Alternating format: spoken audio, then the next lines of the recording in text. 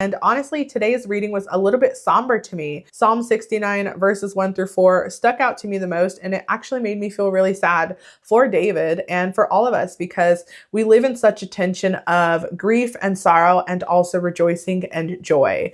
And you can see that in David's writing. You can hear that through his words, that he is living in a tension of loving God and honoring the Lord, but also crying because he's pleading for God to intervene already. And so I know that most of us have felt that pain of just waiting for God to show up in our situations, but he hasn't shown up yet. And it gets to a point where there's literally no options. You either obey the Lord and follow him through all of it, or you turn your back when it gets hard.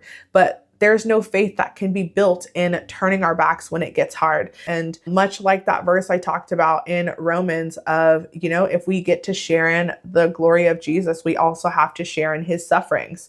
And so it's just a reality and kind of a wake-up call of this life is hard. There's a lot of tension that we live in, and we really do live in the middle of such a tension, but it's worth it. And it's all to bring glory to God's name.